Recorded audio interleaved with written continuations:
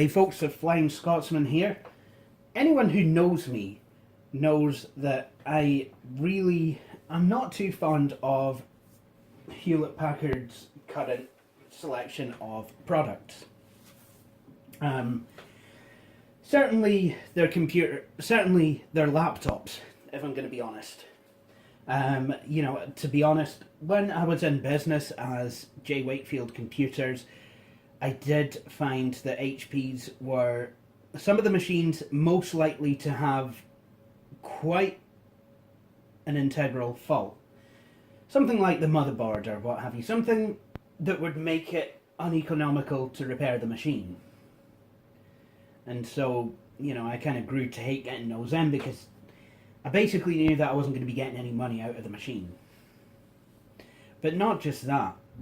I mean, how is it that one brand can get it so wrong? Not only that, but how is it that that brand who consistently gets it so wrong can also be a brand that back in the day was very trusted? And not only that, but a brand who took with them another well-trusted brand, that being Compaq. So you might think, with me thinking about all of these things, that there's absolutely no way I would buy a Hewlett-Packard laptop. Certainly not one built in the late 2000s anyway. Well, I didn't. Now, actually, I should probably explain what this is. This is actually an HP laptop, but it's one that that might have gotten in the way of a couple of Compaq badges, if I'm going to be completely honest. Yeah. What this is an HP EliteBook 6930p. And the reason it's wearing Compaq badges, well, it's kind of a running gag. Basically, it's an extension of a gag pulled by LML3, where he actually got a System 76 sticker. System 76, for those of you who don't know, they actually sell OEM laptops from Clevo under their brand, and the stick is it's a bit of a boutique brand, but they are good machines, and generally they tend to come with Linux installed, some flavour of Linux, usually Ubuntu. But so yeah, I mean that's what 76 is about. But LML3 had one of these System 76 stickers, which he put on his EliteBook 8460p, which is a Sandy Bridge machine. Goes up against a T420. So back to this one then. Back to the fake pack. These stickers, these Compaq stickers, might not be as much out of place as you would think. See, I've realised exactly where Compaq's own expertise and engineering went. When HP bought Compaq back in the early 2000s, originally what happened was they took over production of Compaq's machines.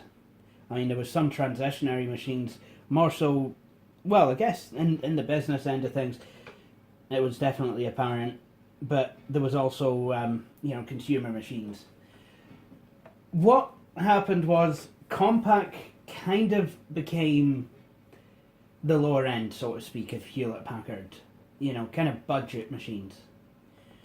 But then what the business machines from Compaq, so that would be the Evos, the Evos, the Desk Pros, that kind of stuff, they actually became HP. They actually started wearing Hewlett-Packard badges, but were for the longest time known as HP Compaqs. Okay, kind of confusing. Yeah. So you could buy a compact with the actual red compact badge on it, but that would be a low-end machine from HP, or you could buy an HP compact, which would be a business-end machine, and it would actually be more like a compact than you would think. So that is where I think Compact went, was to HP's business division. So because the EliteBook is a business laptop, what I think we're looking at here is actually a Compact Evo, or an Armada, if you will, because the Armadas became the Evos. This has become a Compact Evo for the modern age. And it's a bit of a beat-up example. I got it for 40 quid. I actually sourced it locally through a buying and selling group.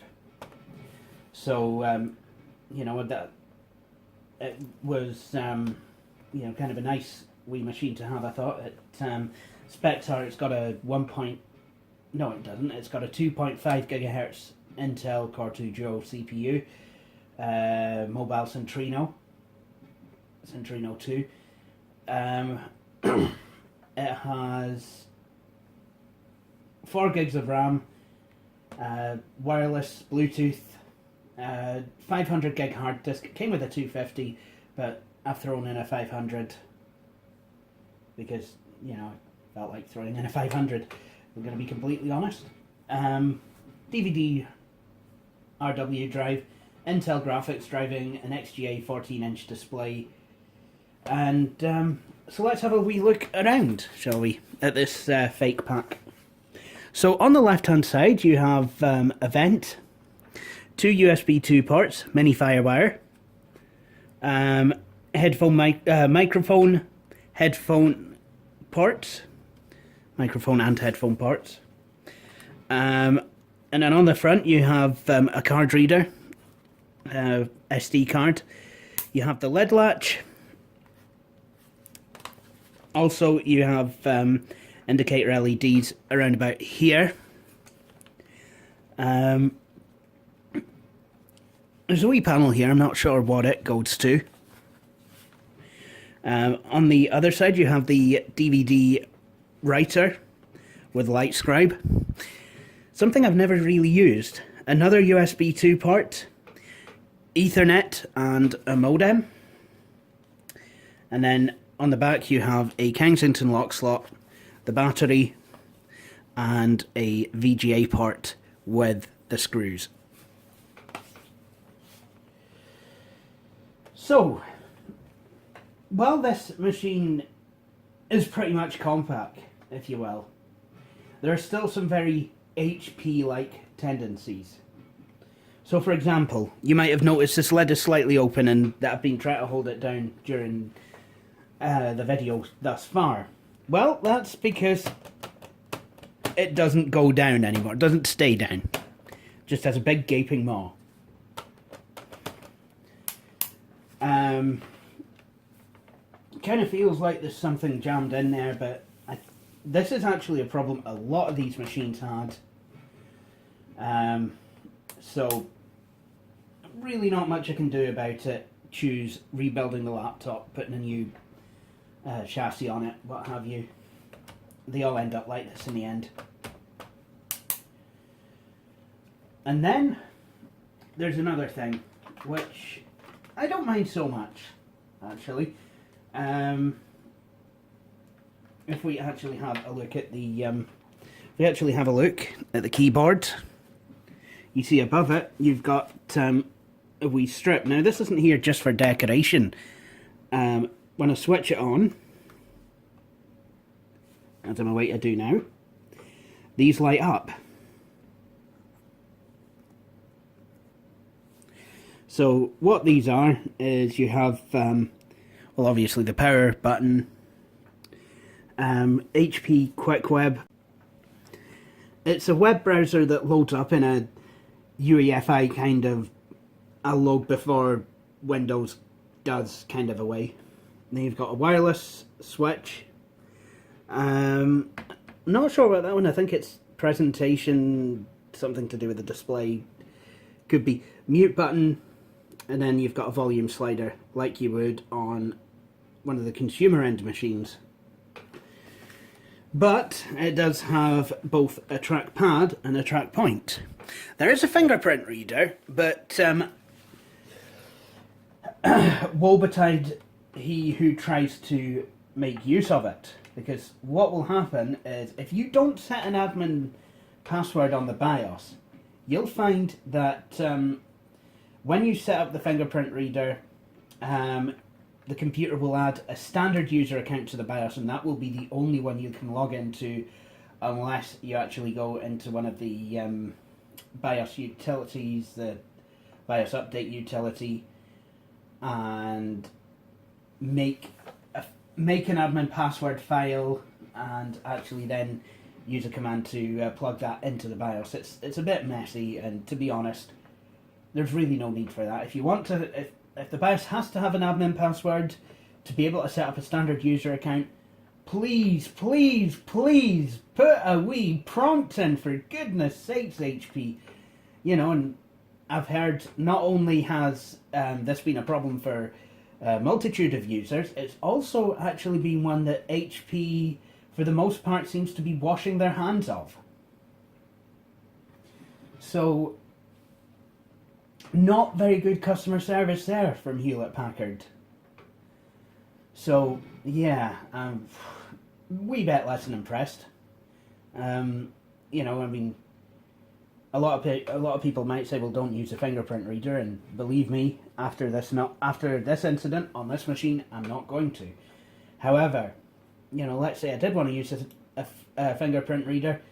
You know, I've used them on Lenovo ThinkPads that have worked absolutely fine. My X61, for example, that has a fingerprint reader. I can set that up using Lenovo's tools, and it's fine. It doesn't lock me out of the system. But anyway, what I've gotten into here is the system information screen.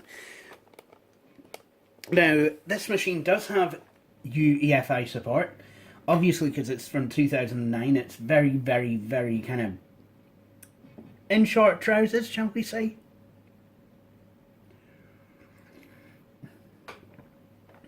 But by pressing F1 at startup, you get the system information screen.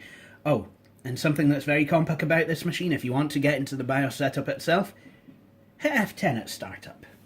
That's what you do. And there's also an HP Tools partition. That remind you of anything? Maybe the system setup partition on the hard drives of old Armadas and Desk Pros, perhaps? Yeah, that's what I thought. Anyway, on this it says manufacturer Hewlett-Packard, notebook model HP EliteBook 6930p. System ID is something, SKU number, blah blah blah blah. Warranty start date was 17th of October 2010. So actually, yeah, this machine was a wee bit newer. Although I'm pretty sure the model year is 2009. Would have to be, because, you know, I'm guessing the this machine's successor would have been out by then, and it would have had probably a first gen i5. So, the CPU, like I said, Intel Core 2 Duo CPU, T9400, clocked at 2.53 GHz. 4 gigs of memory. ROM date 12/8/2011. I have updated the BIOS on here, by the way.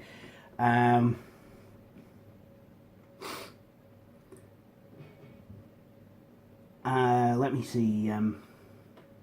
Video BIOS revision, Intel 1659. Blah blah blah. Keyboard controller. Keyboard controller revision. That's definitely a compact thing to see.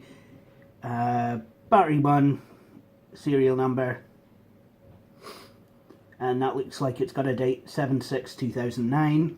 Nice. And then there's FCC IDs.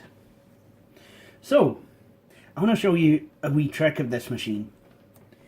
Take note of the post screen when this machine starts up. You're really not seeing things. That really is a Compaq logo, and that really is the post screen of this laptop. And that's because this BIOS will actually allow me to set a custom boot logo. So here's the BIOS itself. It's when HP started using the fancy schmancy pants graphical BIOS. Although I must admit this button arrangement does kind of look a bit my first Visual Studio programming. Just like the dumped a load of buttons. I mean, yeah, they all work, but they don't look that good. Just really kind of looks a bit rakish and amateurish. But yeah, you've got all the options, and you do get quite a lot of options on here as well. So, I mean, that is something you can really kind of customize the way that this machine works. This BIOS provides many, many very intuitive ways for you to very simply, very efficiently, and very easily mess up your computer if you do not know what you are doing. So we're going to go out of this BIOS and let's boot this machine up.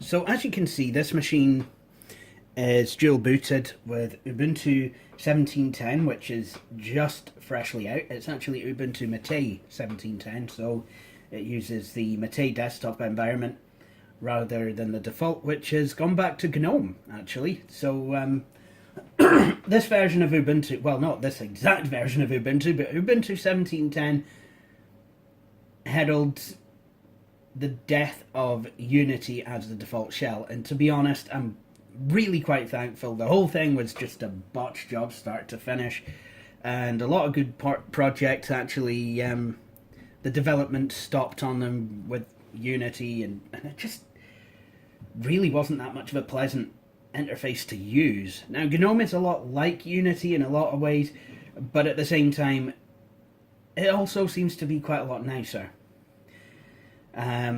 But there's also Windows 7 on here. Now, at the time of recording this, October the 23rd, Windows 7 is currently celebrating its 8th birthday. So, as actually, as one of my friends from Australia pointed out, I forget his username on YouTube. I'm really sorry about that, but yeah, it's Josh. Of Josh's Variety Channel fame. I don't know if he goes by that anymore, if he just uses his actual name. So please forgive me if I'm getting it completely wrong. But he's actually pointed out that Windows 7 is as old as what Windows XP was when Windows 7 came out. Think about that. So, let's boot up into Ubuntu. I'm pretty sure you guys have seen me do a lot of booting into Windows 7. And to be honest, I've not really done anything on the Windows 7 partition apart from install some drivers and what have you. Whereas my Ubuntu installation is pretty much set up.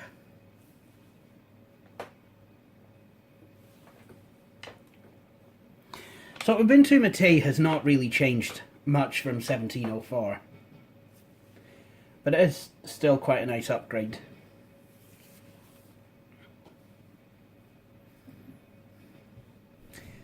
Taking a wee bit. But I think we're nearly there.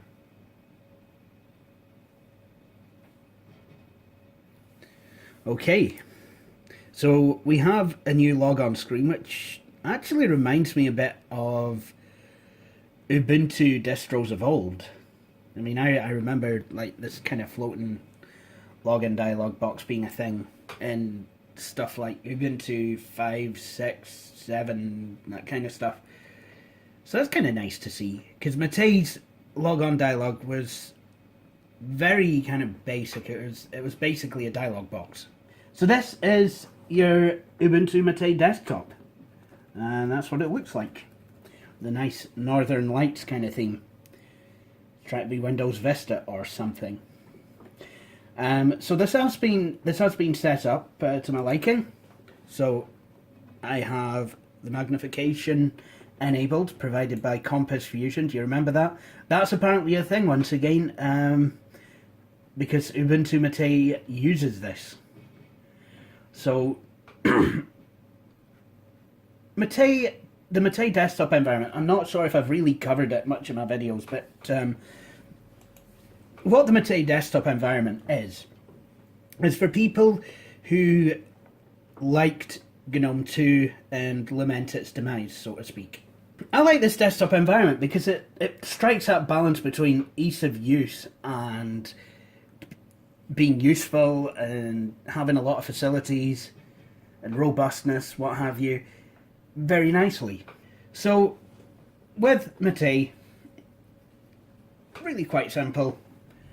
On the left, on the top left, you have Applications, Places, System. You know where to go. If you want to launch something, go to Applications, and you've got your wee program groups. Programs are actually grouped based on what they do, what category they belong to, rather than who made them.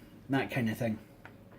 It's like if I installed, something like Firefox, I'm not going to get a folder that says Firefox.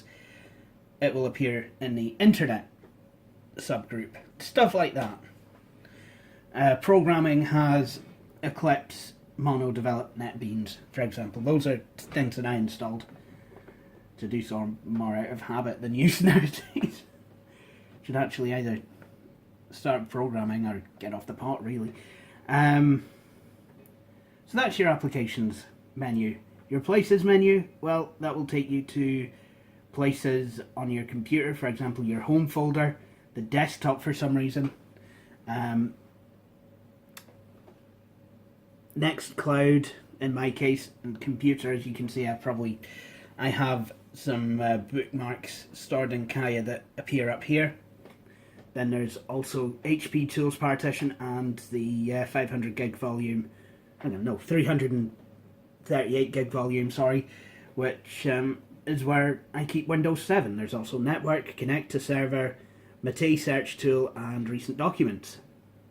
Then you've got your System menu, which basically has all your administrative programs and different settings, as well as the Welcome Center, the Control Center, MATE Help, About MATE. I know it's spelled mate, but it's pronounced MATE. Don't ask, I don't know. Lock screen, log out, or shut down. Then you've got different launchers. This is kind of like the quick launch toolbar on Windows. And then, in a very Mac OS X-like thing, you've got all your system icons up at the top right. So I'm going to zoom in for this bit. On this one, I have Bluetooth, Wi-Fi, volume, battery use, the weather. The weather applet is working right now, so let's all just enjoy it. Apparently that breaks down a lot. And the date and time, and an actual shutdown button. The default web browser is Mozilla Firefox.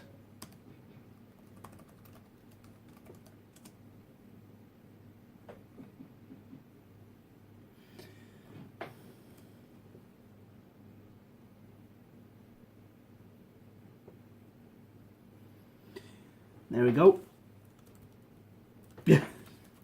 This is the real internet. This is SMP's website as of today. So as you can see, 21st of the 10th, 17, universal credit, a human and political catastrophe. Human political catastrophe, that's how veteran Labour MP Frank Field, chair of the influential Work and Pension Select Committee, recently described the UK's government rollout of the universal credit.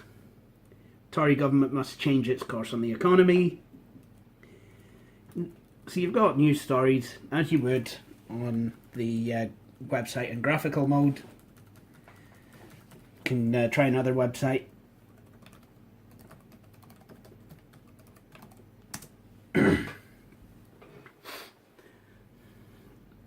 So the national.scot,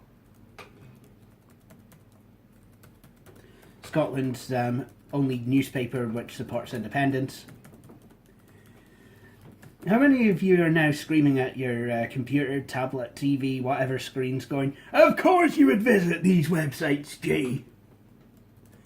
But here are today's headlines. Theresa May begged for help with Brexit during EU dinner, according to leaked account.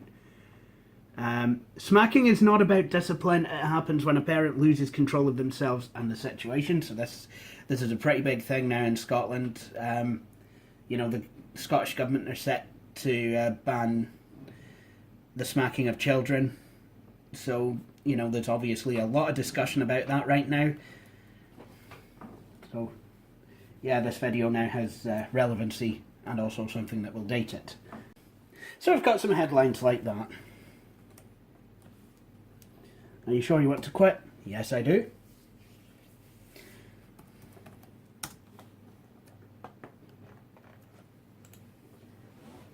So there's there are other things installed on here. Ubuntu 17.10 actually heralds the return of the software boutique. Well, at least Ubuntu MATE 17.10 does. This is a very much MATE thing, actually. So this is kind of a subset, almost, of programs that are in the new Ubuntu Software Center. So what you've got here, you've got different programs that you could install. Caffeine prevents a desktop from becoming idle when an application is running full screen. Caffeine.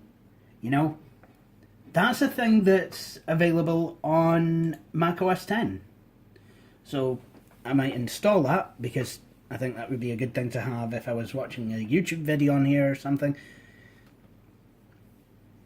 But I hope I'll be able to set it up because I do often use this laptop in my bedroom while I'm chatting on TeamSpeak, sometimes in the dark, so I don't want the screen blaring at me. And it's kind of nice that the laptop will go to sleep. Well, the screen's going dark while I'm installing Caffeine. So there you go. Convert all, blah blah blah. There's different applications in the same kind of categories as you would find in your applications menu. So you've got different programs here. Tux Paint, which is basically kind of like Kid Pics in austerity Britain. But it's still quite good, unlike austerity Britain. You've also got games, desktop games. I will install those. Extreme Tux Racer, yep, definitely want that. No, seriously, I do. I'm not just doing this for your benefit now. I definitely want that game. Play on Linux enables you to install Windows software to Linux in a very easy way. There's Steam. I've installed Steam. SuperTux Cart, that's there. Stuff that's been installed actually has a green tick. I don't know why Steam does not. There's different Steam installers. So, I mean, you get the idea. So you've got graphics, internet, so, you know, Adobe Flash Player, nice. Brave. Browse faster and safer with Brave. The new Brave browser automatically blocks ads and trackers, making it faster and safer than your current browser. Start supporting publishers today with our new Brave payment system. For they can take our browser, but they can never take our free software foundation. It's time to stop! Anyway, so yeah. So what to do now? Go to the bulk queue and apply changes. And there it goes. So these applications are done installing. So there is still quite a bit available on the software boutique. So it's certainly not Spartan by any means. Also, you have the Ubuntu Software Center. That looks a wee bit different and a wee bit more kind of jazzed up, if you will. So there's different bits of software. I don't know if this gets its software from the regular repositories, the regular Ubuntu repositories, or whether there's different ones powering this. Same with the boutique, actually. So you've got editors picks, recent releases, so things like Atom, Brackets, Discord, Wavebox, Heroku, Psycharm, something or other, and Go. Then you've got different categories again. So let's have a look at games. And this time you've got Abe's Amazing Adventure. Kind of looks like a Mario clone. No screenshot provided. Scrolling platform jumping, key collecting, ancient pyramid exploring game, vaguely in the style of similar games for the Commodore Plus 4. The game is intended to show young people all the cool games they missed. Well, I guess we could take a punt on that. Need to type in my password to install anything. That's good. So there we go. That's a way installing the program. And then we can launch it. And that provides a brilliant segue into the next thing I want to show you a bit. Oh, didn't like that.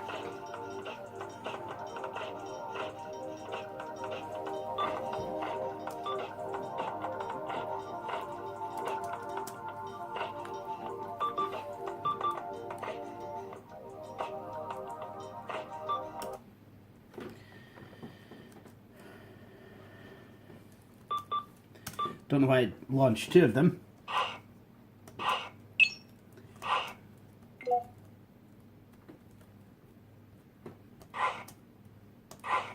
I kind of like it. Kind of looks almost a bit like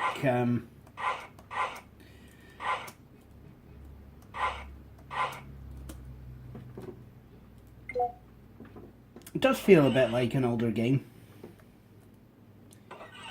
The guy looks a tiny bit like Mario in that he's wearing a red top and blue trousers, but do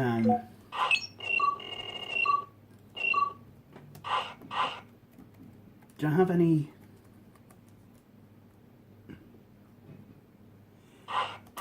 Dangerous crab. Well, thanks for the lesson. I think a lot of kids have stuff to learn from that, especially the teenage ones.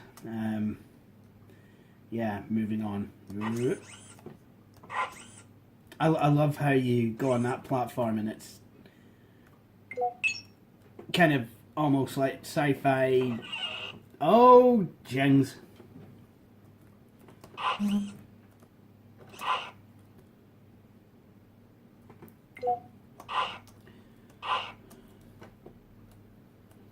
I'm guessing he can't swim.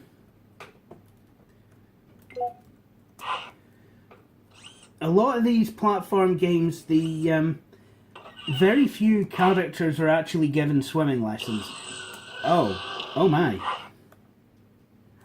I know Alex Kidd was, and I know Mario was, but Crash Bandicoot. Oh no, he can swim. So this guy obviously, well, he can wade. He can paddle in water that's chest high. So there's an indispensable skill. Something we can all learn from. I wish there was a way that I could attack. Maybe there is. Maybe it's an add-on. Oh. Also have Urban Terror, and I think I'll show you that actually because it's a first-person shooter based on Quake. Can be quite fun. This is available on Windows as well.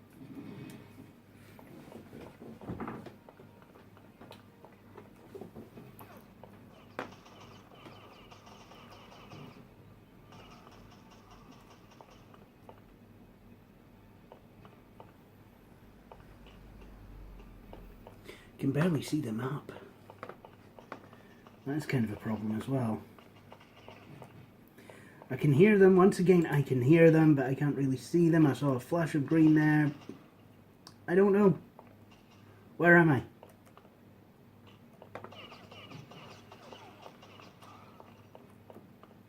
A bullet shot just went past me. I don't...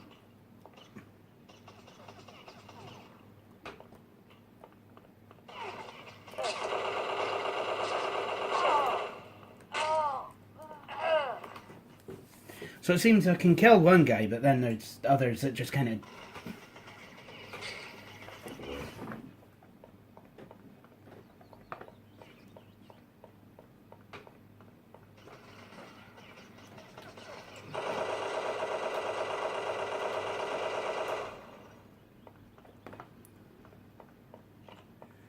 I did it!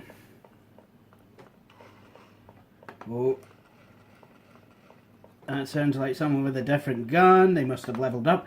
That's kind of one thing with this game, is that as you level up, you get different guns. And sometimes you'll end up with a grenade launcher, and, well, that's no fun.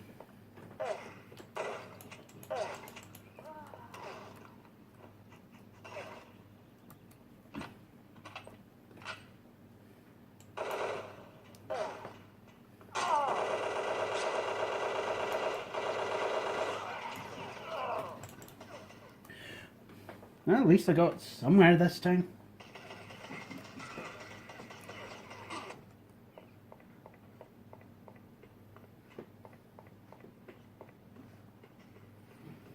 Should have just stuck with the one bot.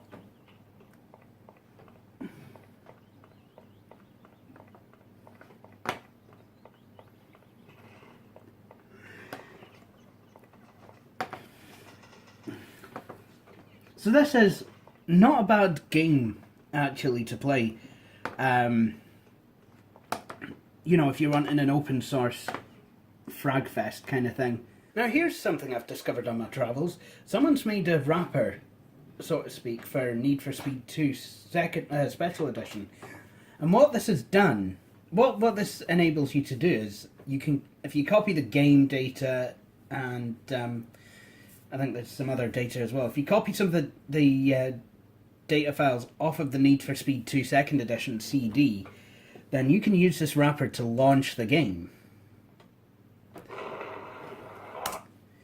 So essentially what we've got here is Need for Speed 2 playing on Linux. So I mean, this is a game that, you know, I have at Retrofest. But there is also Steam installed on here, and some of the smaller developers are increasingly making games that are supported on Linux. Especially a lot of the independent developers got games that are multi-platform. I like that. I mean, I like that Linux is actually getting so legitimate now that it's getting so legitimate now that, oh my goodness, I was actually starting to catch those folks up. Let's restart.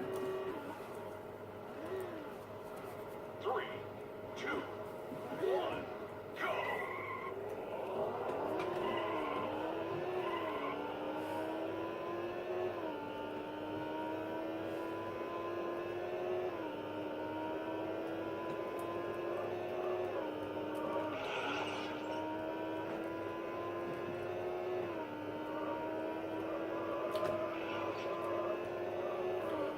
Don't want. Oh.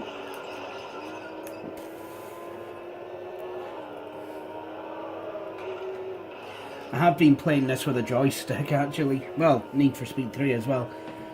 Believe it or not. Been playing this with a quick shot joystick, and I found it really quite easy to play that way.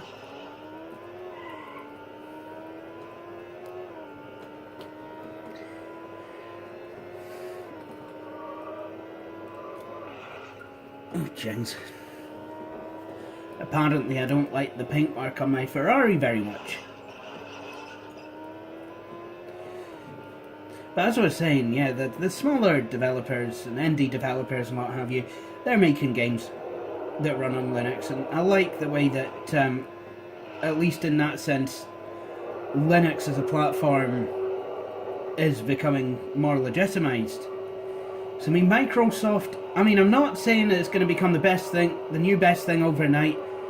What I'm saying though is there should at least be some choice.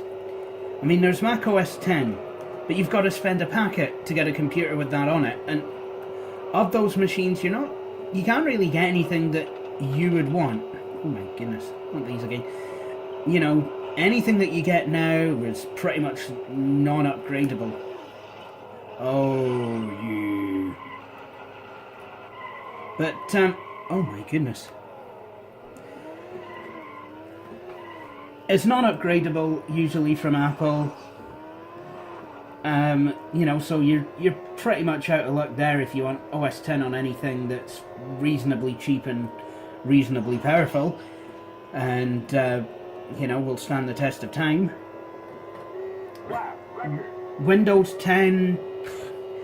Well, I do have the new version 1709, the Fall Creators Update, and you know, I've actually found that to be quite pleasant. I have had problems with the Anniversary and Creators Update where the magnifier would freeze if any program in Windows 10 crashed. That got very tiring very quickly. Seems to have been, for the most part, ironed out in Windows 10 Fall Creators Update. But I know a lot of people have had a lot of different problems with Windows 10, and really it's not that popular. So I certainly think it's nice that at least some programs seem to be coming to Linux. I know Microsoft.NET Framework is. I would like to see, but I highly doubt I would love to see Office on Linux. I would love to see the Adobe Creative Suite, or whatever it's called, Creative Cloud applications, Photoshop, essentially. I'd love to see those on Linux. People say, but gee, you could use the GIMP. I was like, yeah, I know I could use GIMP, but you know, I'm a GIMP who doesn't have a steady hand and just, you know, needs like the magnetic lasso tool, which is not a thing in GIMP, is a thing in Photoshop, so I use Photoshop. And I can do some pretty good things with it as well. So I mean, there's all these minor kind of niggles kind of stopping me going to Linux as a full-time operating system. Because, I mean, another thing that a lot of people do, and I've been known to do as well, is to assume that Wine is there to actually use to get your Windows applications up and running and use them as you would on Windows. It can do that with some applications, but there are applications on Linux that, well, there's a lot of alternatives from your Windows applications, and Wine is never going to give a perfect performance with a lot of Windows applications. In fact, there's a lot of Windows applications that, as they've been updated, they've become less and less compatible with Wine. It's just not really been able to keep up. You know, so certainly things like Microsoft Outlook, which is something that I do use, will not work with it. I have been experimenting with Exchange support in Evolution. Not getting very far with that at the moment, I'm afraid. In fact, Evolution doesn't even seem to be wanting to save the profile that I make that points to an Exchange server. So that's no good for me. But it does have its uses, genuinely. You know, and there are some people who, well, there's a lot of people who use it as their main operating system. But it is now becoming so simple to use as well. But the only thing is, if there are problems, and you can work your way around them, but you've really got to know what you're doing to do so. I mean, it's Linux, unfortunately, is not at that stage where anyone can just kind of pick it up and put it on their computer and expect everything to work. I mean, yes, a lot of things do, but not everything does. Sorry about that, folks. The battery went dead on my phone during that during the previous filming segment. So, yeah, I decided to not bother doing any more filming yesterday as I became quite tired. So, instead, I'm filming now.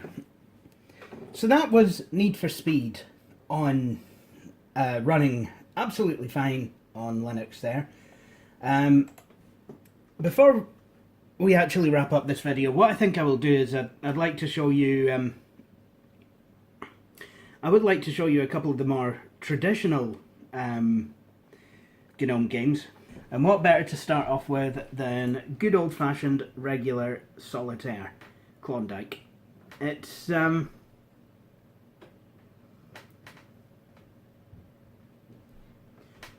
I can have I can make a game of solitaire, have 3 card deals like you get by default in Windows, and yeah, it's just regular solitaire. You just stack the cards, red, black, red, black, red, black, going in descending order, and then you try and make up each suit on these top placeholders. So, you know, if I was to get an ace, I'd put it up there, and then if I get the corresponding 2, put it on top of the ace, and, you know, on you go. I've only just recently figured out solitaire, and it's basically all thanks to, oh dear, oh, that's not a joke. It's basically all thanks to LGR's video on the game, actually. I was able to actually follow that in a way that, you know, it actually made sense. So that's solitaire. Good. So, you know, if you're coming from Windows, you really don't have to miss solitaire. I have a few other things installed. For example, there's the DOSBox emulator. You can see that's kind of running DOS. But we don't want that at the moment. Mahjong, Lights Off, Mines, that'd be Minesweeper. Nibbles. I've always liked playing this in Linux. I remember playing this in. I actually remember playing this on Red Hat 8. So basically, this is like, oh my goodness, this is a 4-player Snake, essentially. So anyone who remembers Snake on the old Nokia phones, this is it. Except now you've got 4 players on the field at one time, which I do believe in the later versions of Snake on the Nokia phone, you could get that. Oh, that's quite convenient.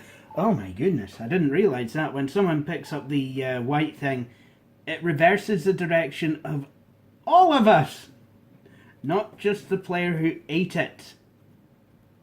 As you can see, I'm doing exceedingly well here. He lied.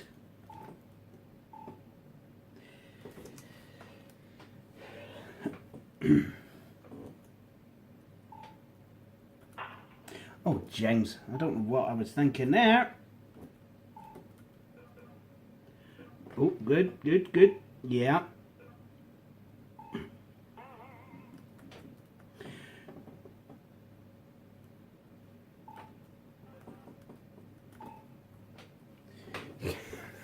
That's what's called being a dirty bastard. You don't do that! Reverse my direction. As I was away for the apple or whatever it is, the green dot. Honestly, that does look like the same colour as a green apple. Anyway, actually looks quite delicious.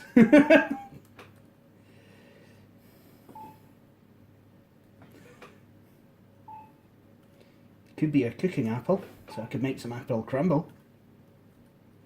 I mean, but then again, you really wouldn't want to eat a Bramley apple raw. Okay, right, okay, so this is So this, I would say, is a good time to sign off. Whoopsie. And has been a wee look at Ubuntu 17.10. Now, yes, okay, you have seen in this video that it has been slightly error prone, but it is still pretty much brand new. So there will be updates to come, lots of them. This is Linux. They're always trying to send me updates. Oh no!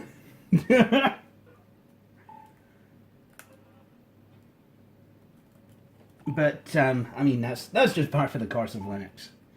You know, always be on the lookout for updates, because there's usually some. That's kind of a good thing about open source software, is that you can actually get the updates. Lots of people are working on these things, so updates are not exactly lacking.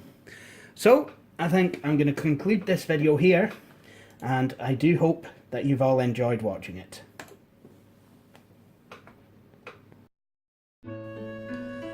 Thank you for watching this video. If you enjoyed it and would like to see more, please consider subscribing to the Flying Scotsman YouTube channel. If you're looking for more things The Flying Scotsman, you can also follow the Flying Scotsman YouTube channel Facebook page and follow me on Twitter. To see my latest video, click on the link within the browser window. In the meantime, thank you for watching, and please do feel free to join me for my next video. Cheery bye.